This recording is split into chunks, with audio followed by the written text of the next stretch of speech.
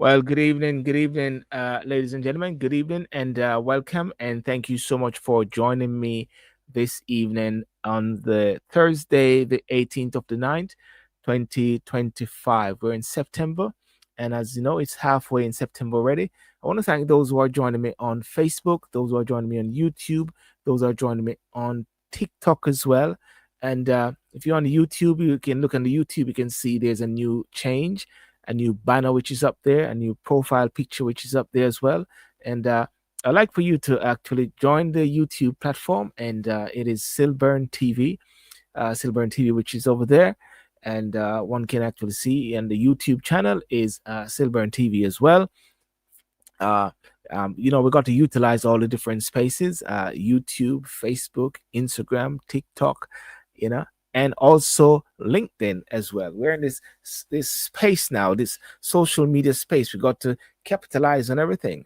But one of the things that I always like to say, what is your news? What is your latest news? What is your breaking news for this week so far?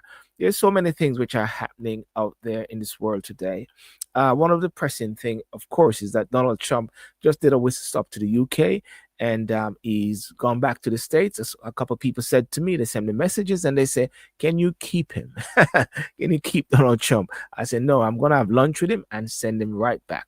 You know, the swearing-in ceremony of the Prime Minister of Jamaica was yesterday, and the opening of Parliament today. There have been the different what should I say, the different ministries which have been set up, which is good, and also the senators have been appointed as well, and that's interesting. You can see the diversity of the house now. The different the house is like filled to a certain extent, but there have been some breaking news out there in Jamaica, in the USA as well. I mean, you can see the whole event of the Charlie Kirk thing. It is creating a division in the states, and you wonder, when is it gonna come together? It's like no one is trying to create peace, but people are more trying to create division.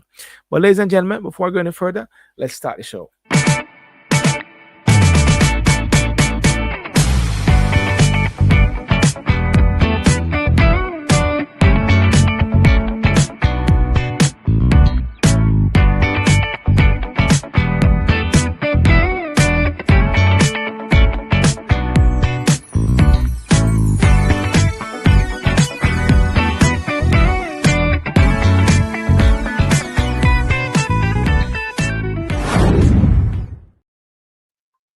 Thank you so much. Thank you so much. Thank you so much. And I hope you like the new music as well.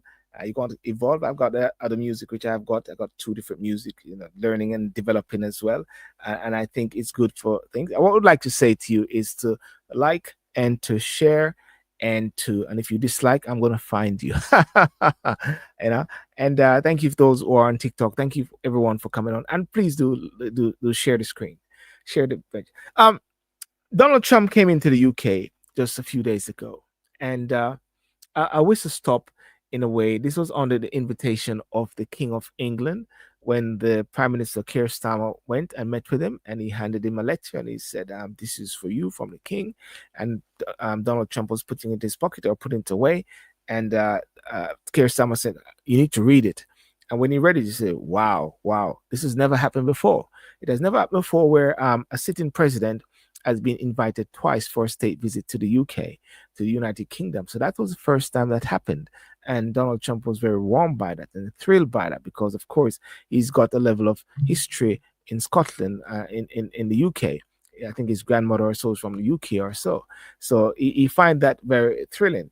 Um, I must say, one of the things I say about Donald Trump all the while is that one of the best ways to deal with Donald Trump, if you're at Donald Trump and you're anti Donald Trump, is not to speak about Donald Trump, is to actually just keep quiet, and somehow it will go away. But if you keep going at Donald Trump and keep going at him, he gets bigger and it gets bigger. It's just like that show which was called Independence Day, when they kept going for the what should I say? They keep going for the when Will Smith kept trying to going for that that what do you call it? That alien or so. Somehow what happened is that the alien just got big and bigger and bigger. And that is what is happening. So 4 more years of Donald Trump, and people got to get used to it. Unfortunately, one of the things that the Bible says, and I'm going to bring in the Bible, it says, pray for your leaders, pray for those above you, that there'll be peace and safety in the land. So um, I have to say to persons out there, to the leadership, you got to pray for that as well, and for that to happen. But one of the things though is that in the UK, in the UK of recent days, and I wrote something down there. I'm trying to find it actually. Um, the Trump was warmly received by King Charles, at Windsor Castle, with royal pomp and ceremonial honors, including a flyover by F-35 jets and a display from the Red Arrows. I want to see if I have any sort of images there that I can actually show. Um, any images there of Trump. Sorry guys, I'm not doing any battling or any of those sort of things at this moment. Disconnect from yes, disconnect. Not doing any of those battling things, unfortunately. Um, but if I just share this bit here and just to show something, I want to thank you so much for coming on as well. Is much appreciated. Let me see if I can do this. Share the screen. Trump suggested Starmer could use military. Yeah. Yeah. So there is Trump there with Starmer. Good evening, Nix HQ. That's awesome. That's awesome there. Uh,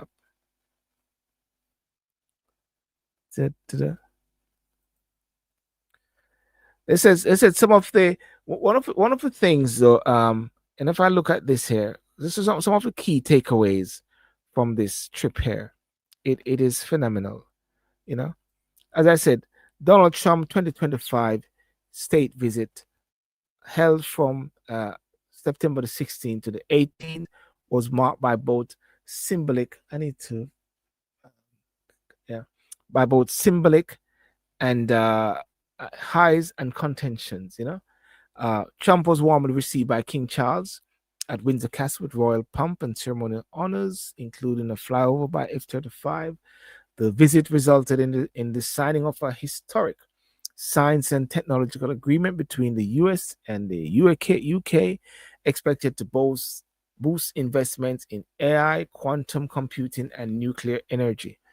You know that AI keeps raising its head. I wonder if people are really zeroing on artificial intelligence as to what it really is about. I wonder if people are really zeroing onto it. We got to zero into it. I'm gonna be doing some discussions regarding artificial intelligence, because you have lots of policies which is now creating regarding artificial intelligence. Talk about the jobs that will go and the jobs that will be created. So jobs will go and jobs will be created. They are talking about which jobs are going to be staying and which jobs are going to be going with the advent of artificial intelligence. And one has got to be aware, because you can go in and say you want to do a course. Your children may want to do a course, also they want to do a degree as well, but you got to look at it on a 5-year span. Where is that job going to be in 5 years time? Where is that degree is going to be in 5 years time? Yeah. So Trump and UK Prime Minister exchanged public displays of goodwill, with Starmer describing Trump as my friend and Trump showing support during Starmer's statement on Hamas. The last person said my friend was my best pal was Peter Mandelson, the former ambassador to USA, said Jeffrey Epstein is my good friend. The Trump experienced a cultural nod to Trump's Scottish heritage, as I said before, at Chequers, including a ceremonial honor guard with bagpipers and a visit to the Churchill archives. But some of the law was that the visit largely sidestepped progress on key trade issues. Particles stalled talks on reducing tariff on steel and aluminum despite early promises. Sharp disagreement over immigration policy, with Trump urging the UK to take a hardline stance and suggesting military deployment to tackle illegal immigration, creating tension with Starmer's administration. So therefore, there was a situation whereby it was good to agree to disagree. I always talk about that. Agree to disagree, having a level of tolerance with of each other. The UK government, as I said, criticized Israel's conduct in Gaza, exposing divides between the leaders on recognizing a Palestinian state and broader geopolitical issues. You know, and there were some issues with that helicopter which landed and so like that. But some of the key takeaways from this whole conference, and I don't know if people are really, what should I say, keen on the Trump factor, don't want to hear about the Trump factor, can't deal with it, let me see if I can do this here, can't deal with it, and it's irrelevant. But I say, as I was speaking to someone today, and they said they are not political, they don't get involved with politics. But after speaking to the person, I said, hey, you are political. I said, you are political based on some of the things that we're saying, some of the things that we're talking about. And he said, yeah, maybe I'm political indirectly. And indirectly, everyone has a political bias, as a political stance. Everyone somewhat have a religious stance, or bias in certain ways. You can see what is happening now with the Charlie Kirk issue, whereby you're seeing people join a line. You got church leaders, pastors, instead of speaking about love thy neighbor as thyself, they got political and they're leading their flocks down a particular pathway, which is very unfortunate. Not talking about the love factor, and calling people different names. So it is very interesting how things are unfolding. But some of the key takeaways is that Keir Starmer, when they had a press conference, they said Trump skirted around the Palestine disagreement, skirted around it. Of course, what he said as well, he said he's disappointed with Putin, but anyhow, skirted around Palestine disagreement. The UK's imminent recognition of Palestinian statehood was a potential flashpoint, with Trump having previously said that the move could reward Hamas.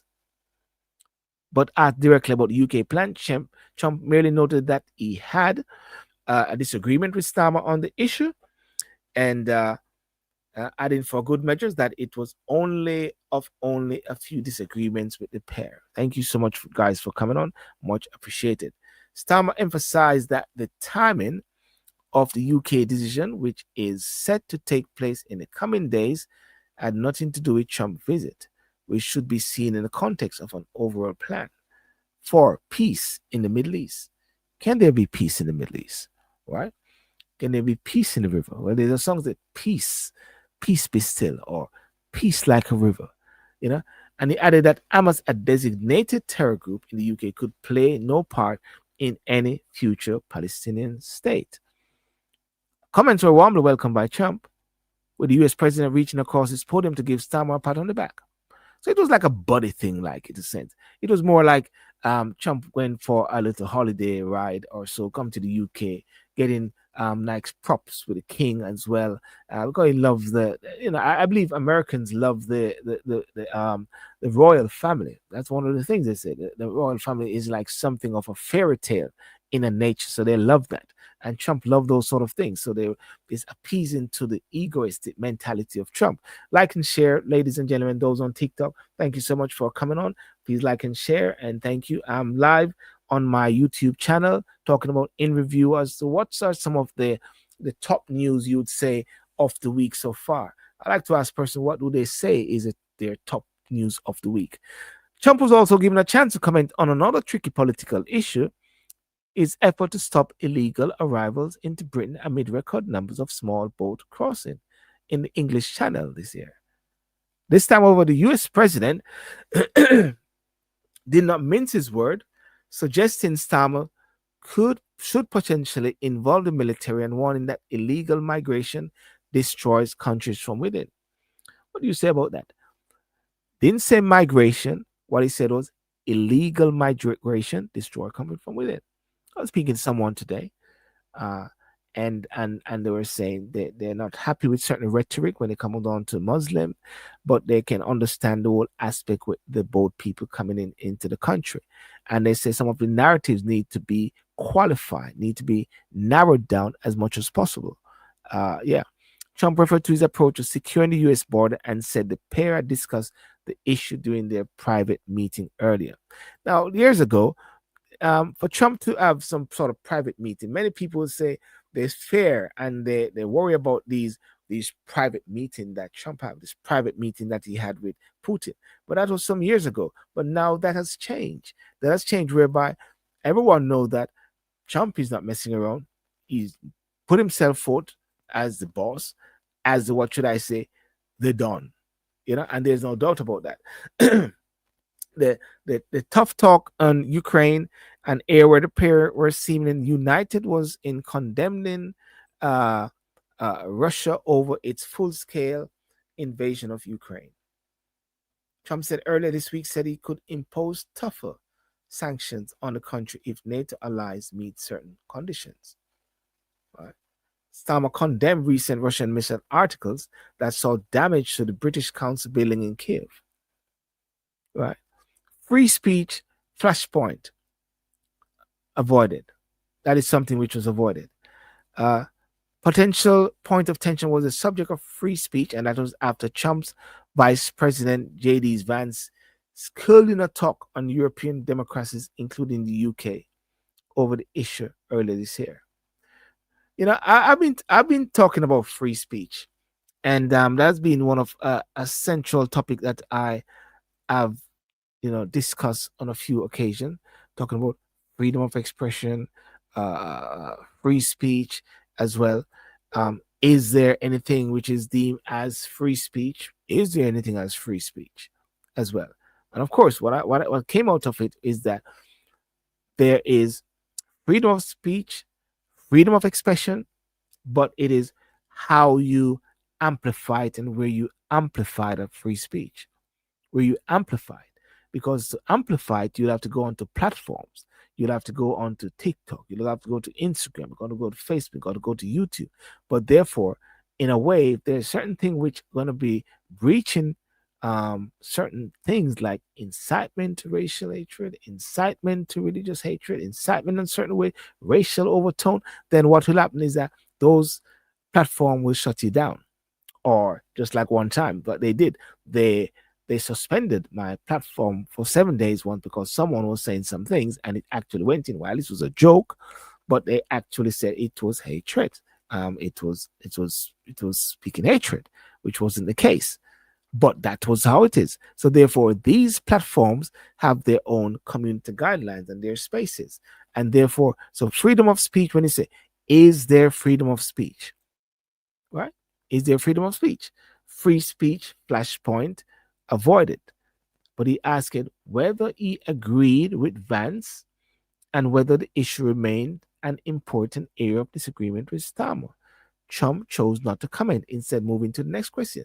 And one of the things you can say, thank you for those on TikTok. Please like and please share. I much appreciate it. Thank you on those on YouTube. You can click a like and subscribe.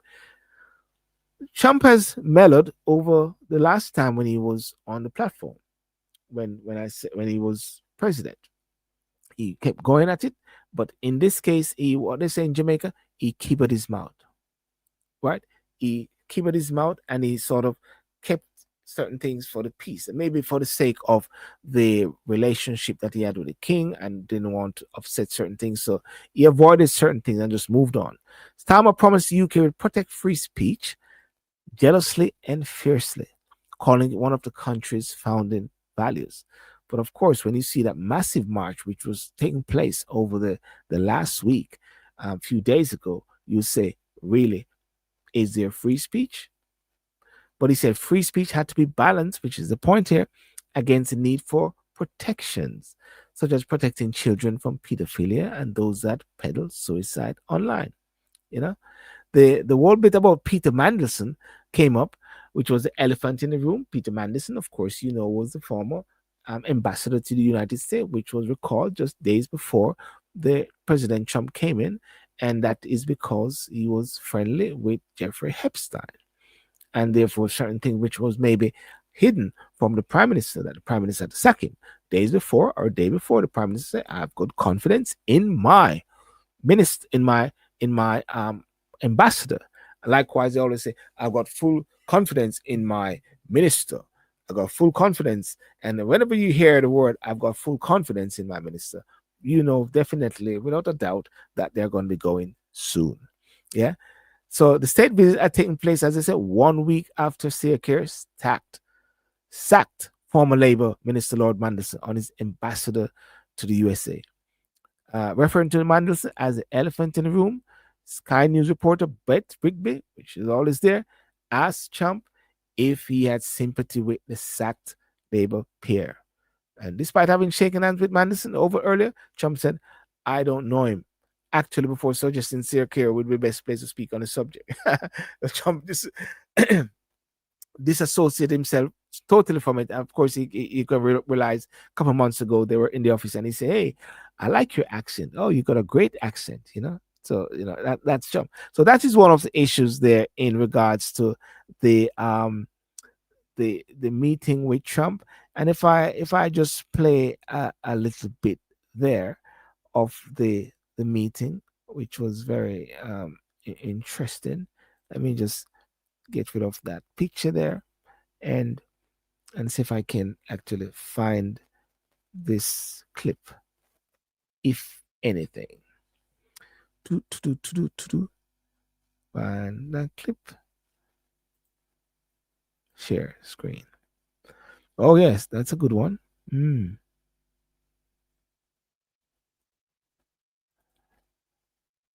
Yes.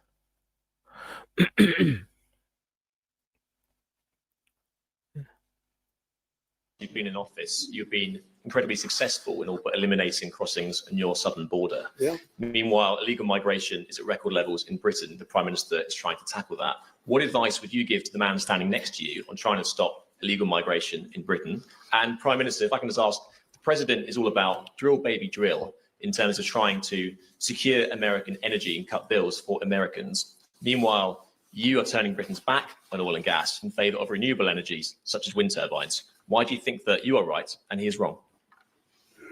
So we had millions of people flowing in, totally unchecked, totally unvetted from the Biden administration. 25 million, in my opinion, that would be about 25 million. They came from prisons. They came from mental institutions. They were gang members. They were drug dealers. They came from the Congo. They came from all parts of South America. They came from everywhere. Think of it. Prisons from the Congo being released into the United States. Prisons opened up in Venezuela and many other countries pouring into the United States. And I couldn't believe it. And one of the reasons I decided to run. I decided to run because I don't want to be controversial, but you see what's happened and you see all the information that's come out. We won in 2020 big. And I said, let's run. We got to run, because I saw what was happening. And the worst thing that I saw was all of these people. You know, we've already solved inflation. We've solved prices. Oil is way down. Energy is way down in the United States.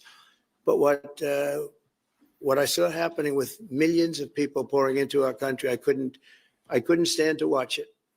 And we've done a great job. Nobody, if you've seen the last, I appreciate your question, by the way. Nobody, absolutely zero, and I'm not even sure that's possible, but it's a very liberal group that come out with those statistics. The last 3 months, we had zero. From millions of people a year ago, we had zero people enter our country illegally. And we do have people coming in legally through a legal process and testing and lots of other things.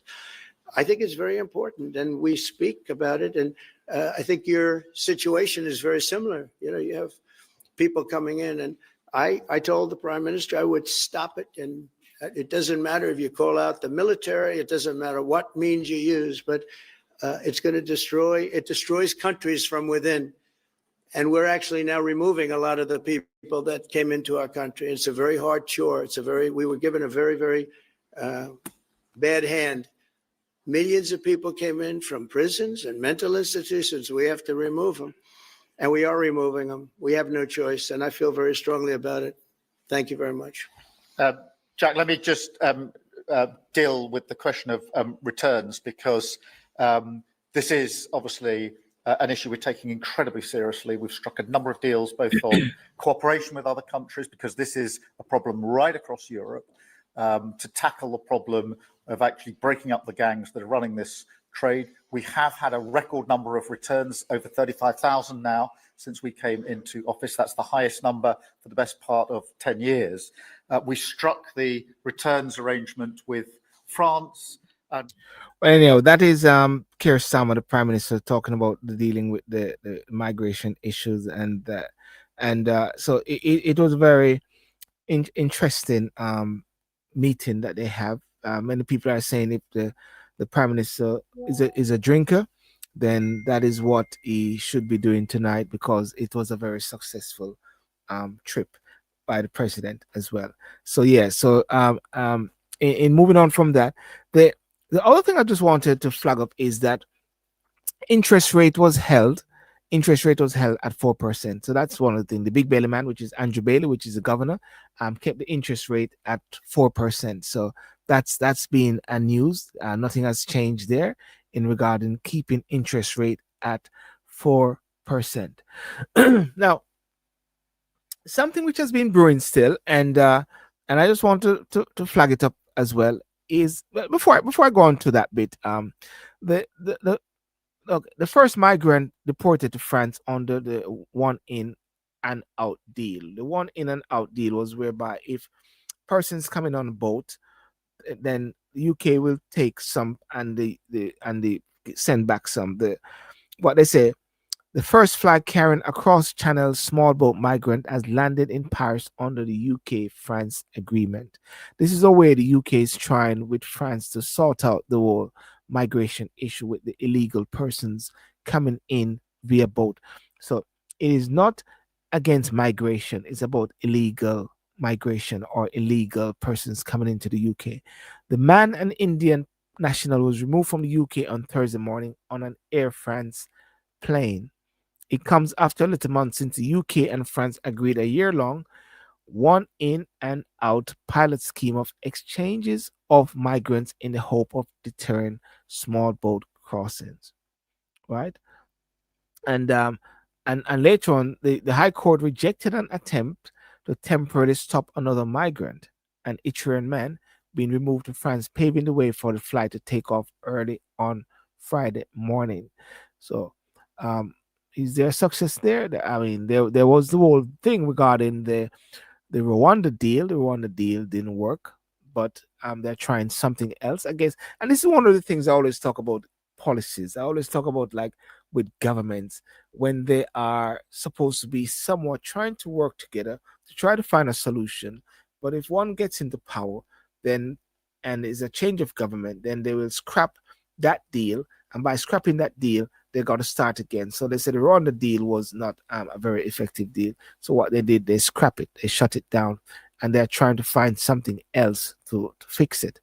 Don't know what you say about it, but I speak to a lot of persons, and British people, and it's somewhat and my immigrants or so, and you can see that the narrative is needed to be qualified and needed to be discussed and needed to be explained in a very serious way, because the one will say it is a migration, or they're against immigrants, but what it is saying is they're against illegal immigration, illegal migration, because what they're saying is that sometimes the boat persons that come in, one do not know where they're coming from. There's no passport, there's nothing about them, and this is sometimes there's the young guys, they talk about I don't know if the narratives, I don't have the statistics about increase in violence, rape, and so like that.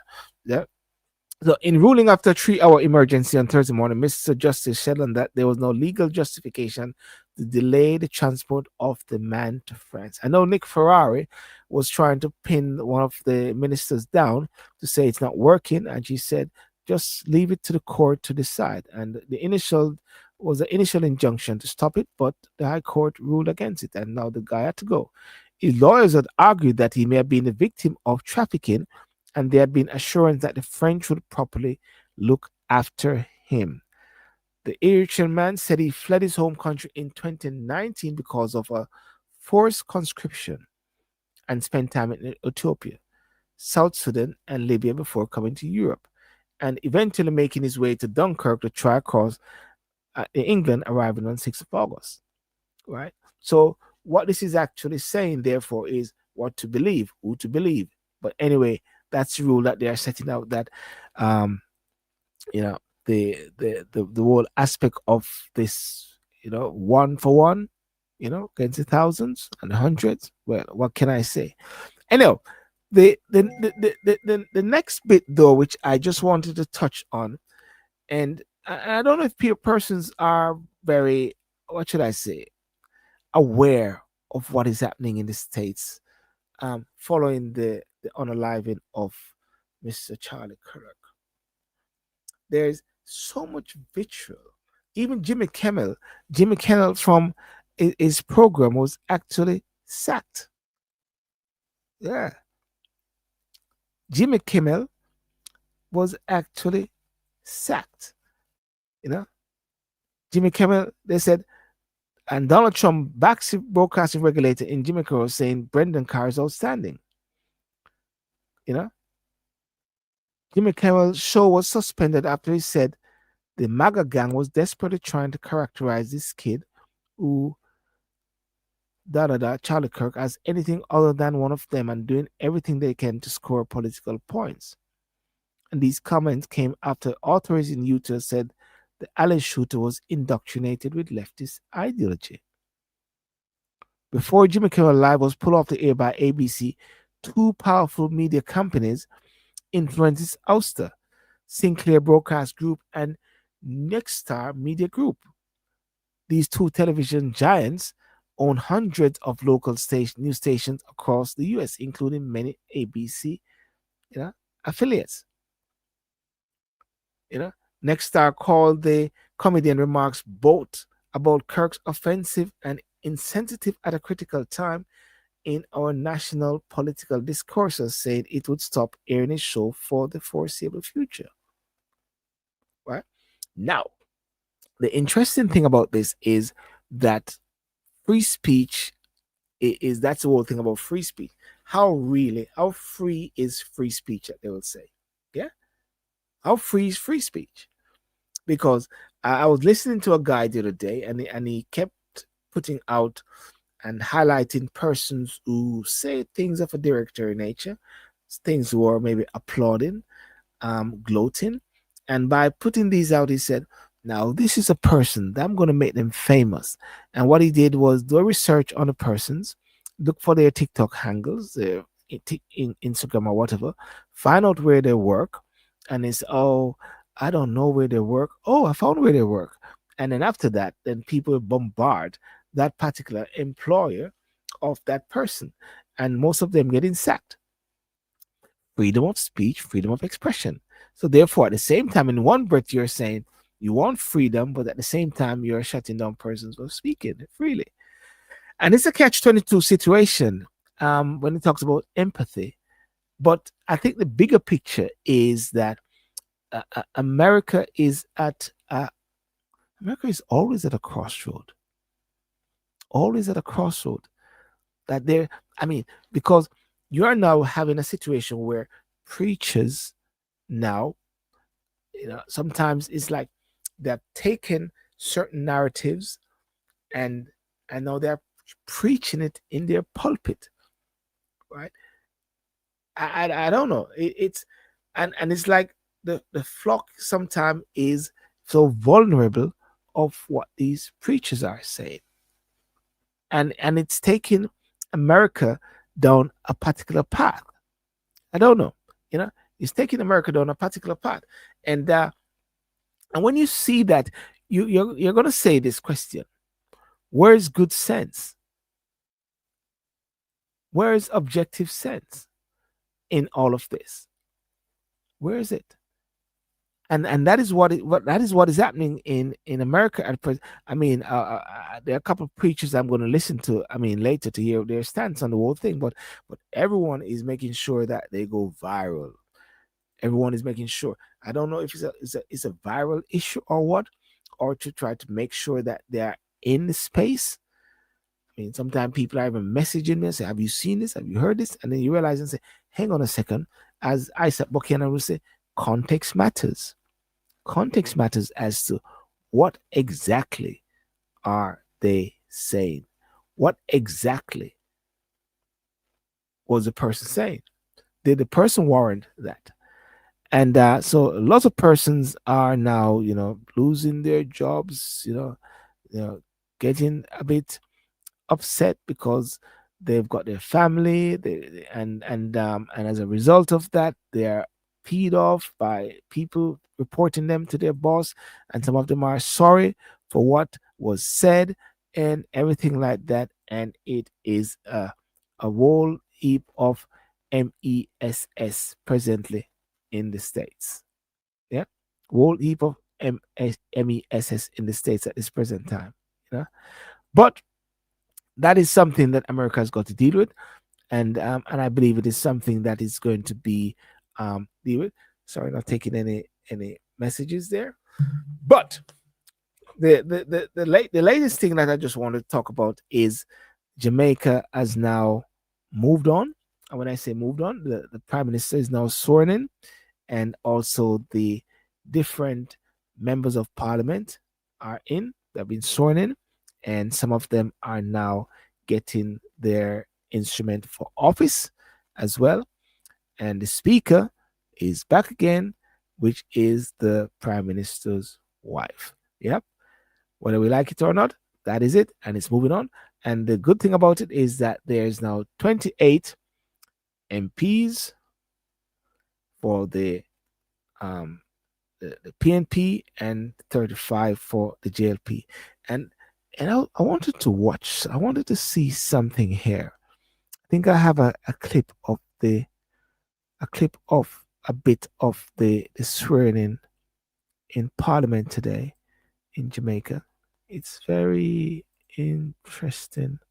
Let me see. Swearing in ceremony. Oh, that is for senators. Oh, members of Parliament and senators. Here we go.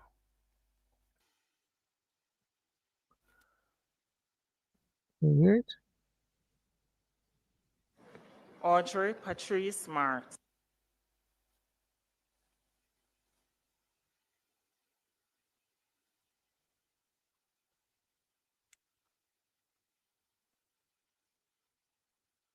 That's Audrey Marks. Oh, that's Scott Smuda. I, Audrey Patrice Marks, do swear that I'll be faithful and bear true allegiance to Jamaica, that I'll uphold and defend the Constitution and She was laws a of former Jamaica, ambassador to the and I United will States. conscientiously and impartially discharge my responsibilities to the people of Jamaica. So help me God. Hey, Belinda, what's up? Cherie Divine. Yeah. I don't know if there was a picture of them walking down. Andrew O'Brien Wheatley. Let me see something here. No. Tomlinson.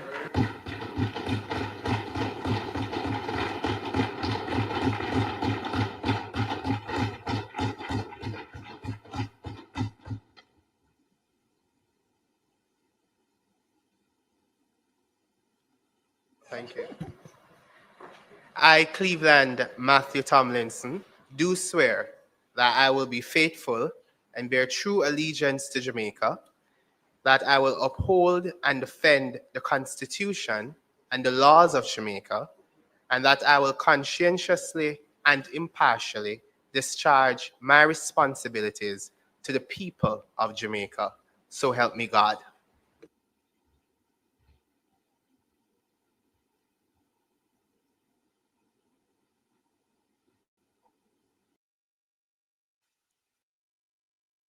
And how the life of our people unfolds on a daily basis, we are underperforming. We intend to hold this government to account.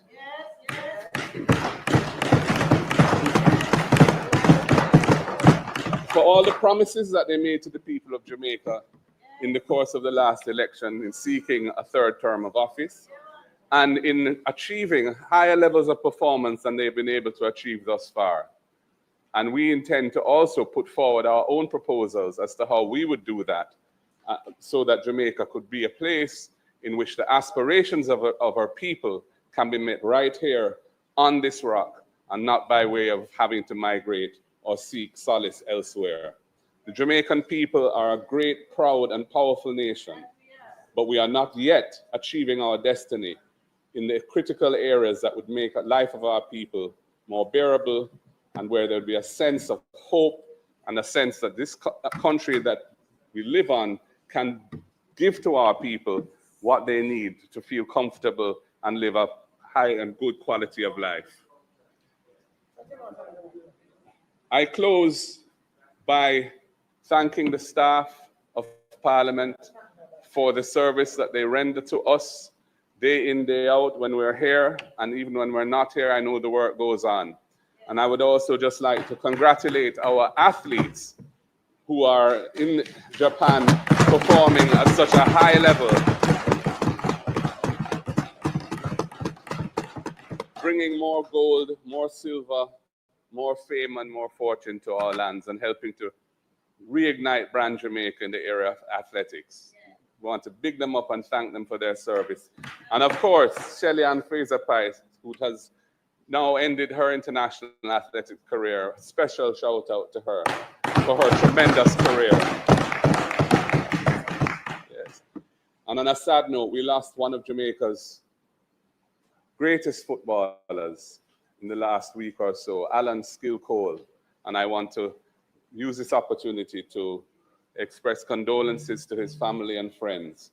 You know, as somebody who's a lover of football, you know, I can really say that he took the art and craft of being a baller to a higher level, and he will be sadly missed. And thank you very much, Madam Speaker. Thank you, members of the House. I hope that we can work together well, authentically, to move this country forward in the coming term. God bless you all.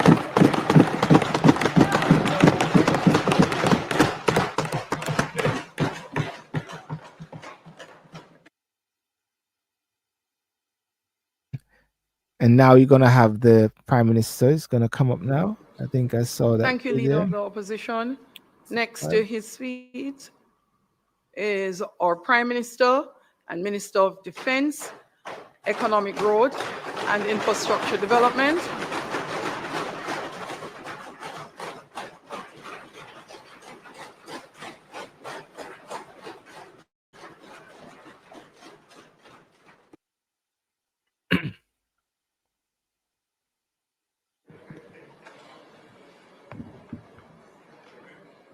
Thank you, Madam Speaker. And my congratulations on your election to the seat of Speaker of this House.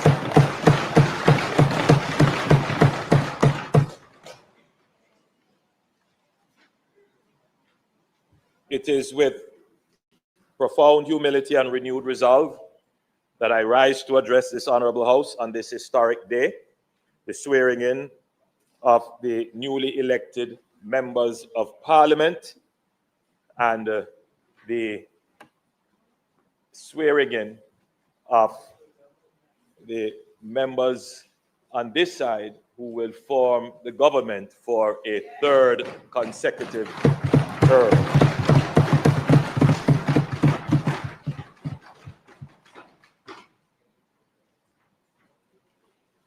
Today is a reaffirmation of the mandate given by the people, a recommitment by all of us in this House to service, and a solemn reminder of the weight of responsibilities that rest upon us all. First, Madam Speaker, I give thanks to the Almighty who continues to guide our steps as individuals, but more so as a people. Without his providence and mercy, neither I nor any member seated here today could have reached this moment.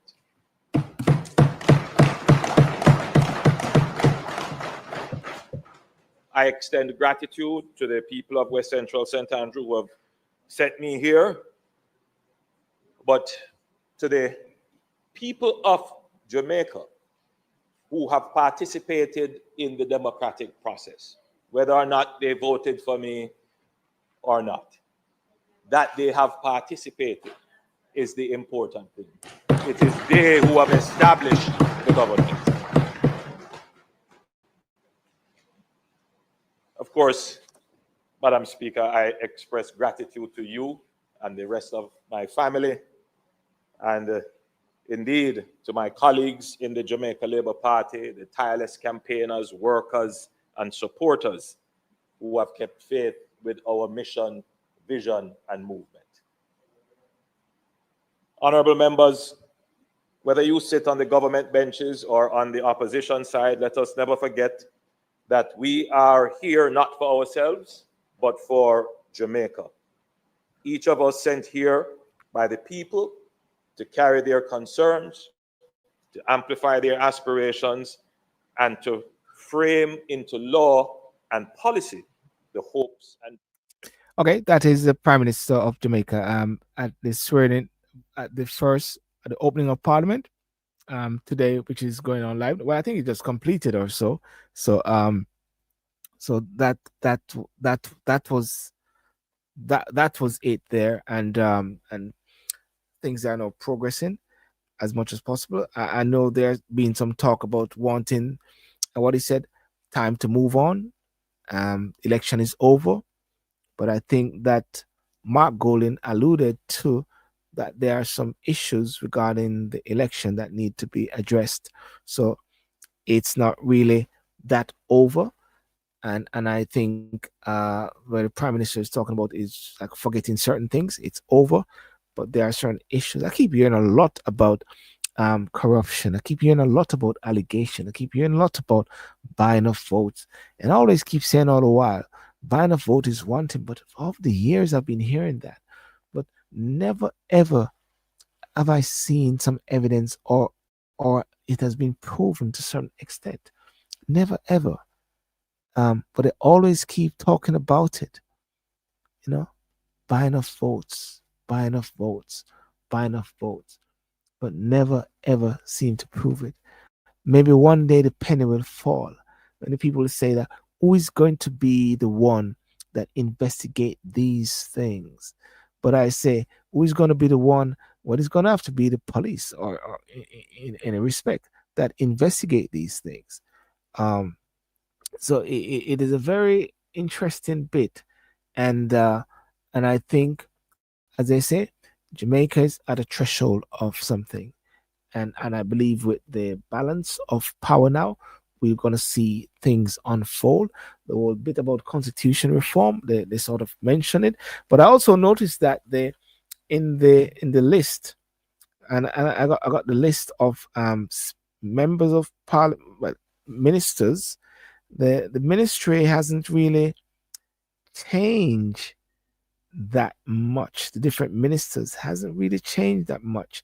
But one thing which is of a significant level is the fact that the Constitutional Affairs Ministry is not there anymore, where Malahou Fort was dealing with. That has to deal with the constitution reform. That's not there. So the Prime Minister remained as the Minister of Defense and Minister of Economic Growth and infrastructure development. Deputy Prime Minister is the Minister of National Security and Peace, which is Dr. Horace Chang. It says Minister of National Security and Peace. Minister of Finance and the Public Service, Ms. Favor William. She remained as was. Minister of Foreign Affairs and Foreign Trade, that remains Senator Kamina Johnson-Smith. Senator Kamina Johnson-Smith. Minister of Tourism remains Ed Bartlett. I don't know if he's still the leader of the House or so. I think Floyd is there. Minister of Health and Wellness, Dr. Christopher Tufton. Minister of Culture, Gender, Entertainment and Sport, Miss Olivia Babsy Grange. I did a video earlier, and I think that somehow that ministry is a bit super power for her. She's getting up there. You need someone of a level of dynamism. Minister of Culture, Gender, Entertainment and Sport. Minister of Justice, Delroy Chuck. He made some utterances some time ago. I find that position for him to be a bit of a questioning as well. Minister of Education, Youth, Skills, Youth, and Information, Senator Dana Morris Dixon. I think there should have been someone specific to deal with information, maybe make Abka Fitsend the information as well. Keep the Minister of Education, Skills, and Youth as one, which is Miss Dana Morris Dixon. I keep saying all the while, I think she doesn't really believe what she's doing, or in it, or her heart isn't it. That's just my sensing. Mark Golding withdrew on February 24, the opposition from the process. What did he withdraw in February 24 from the process? What was it that he withdrew? Can you explain what is it that he withdrew? Minister of Industry, Investment, and Commerce, which is Senator Auburn Hill. Met him a few times at the High Commission here. Did some videos with him. Minister of Local Government and Rural Development, Mr. Desmond McKenzie. That's the gentleman who said, PNP will never surrender Jamaica to PNP. Minister of Labor and Social Security, Mr. Pernell Charles Jr. From the Constitution reform. I think what they said, in all fairness, was dealing with the whole issue regarding the Privy Council and the Caribbean Court of Justice. I don't see the sense. Likewise, I don't see the sense of wanting to retain the King's Court and getting rid of the King. That just doesn't make sense. It beggars belief. It is totally silly to want to retain the King's Court, but yet at the same time get rid of the King. That don't make sense. And the Caribbean Court of Justice is, the final apex court. Jamaica is paying for it, so why not deal with it? So therefore, I think the whole deal with the whole constitution reform needs to be totally revamped as well. As a matter of fact, it needs to be taken out of the government hands and to be taken into some independent body. And of course, government can vote on it as well. Minister of Transport, Telecommunication and Energy, Mr. Darrell Vaz, and Mr. Vaz said this is the last time. Minister of Agriculture, Fisheries and Mining, Mr. Floyd Green. Minister of Water, Environment and Climate Change, that is Mr. Matthew Samuda. Minister with a portfolio in the Office of the Prime Minister responsible for efficiency, that's Ambassador Audrey Marks. The government is not opposed to CCJ, but the people must have a say. Well, yes, the people must have a say, but have the people been able to have a say? I don't think the people have been able to say, because actually, if you recall, the thing has been put out there already to say this is a way forward.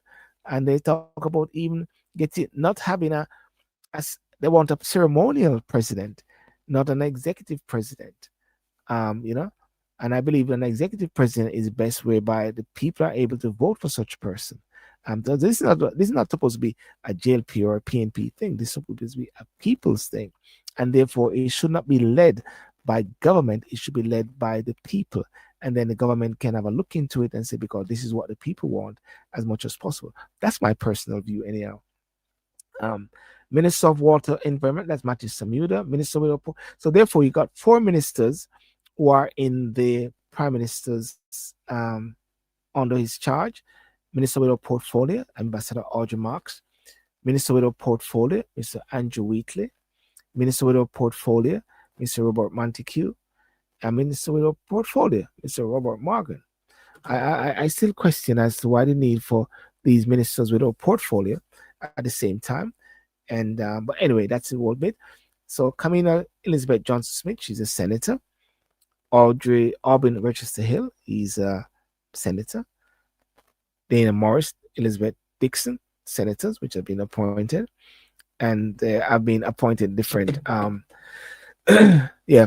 I'll be interested to find out what Miss Malahou Fort position is going to be in the whole scheme of things. So that's been some development there in Jamaica as well.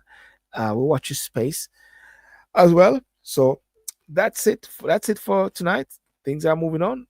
Trump is gone back to America. I send Trump back to America. People are saying keep him, don't let him, don't send him back. But send him back to America. Send him back to sort out what's going on over there. Divisions upon divisions. Anyone in the States what's going on over there. There need to be a settling down of the mind, settling down of things over there in the great US of A as well, and and everyone is we're back on the whole cancel culture. Everyone is getting canceled for the things that they're saying. Freedom of speech, freedom of expression. Ladies and gentlemen, welcome and thank you so much for joining. Remember to like and subscribe, and TikTok. I think I'll pop over TikTok in a moment as well. I did get some water in, feel a bit dry in my throat. So without further ado, thank you so much, and what can I say? Have a smashing and have a great night.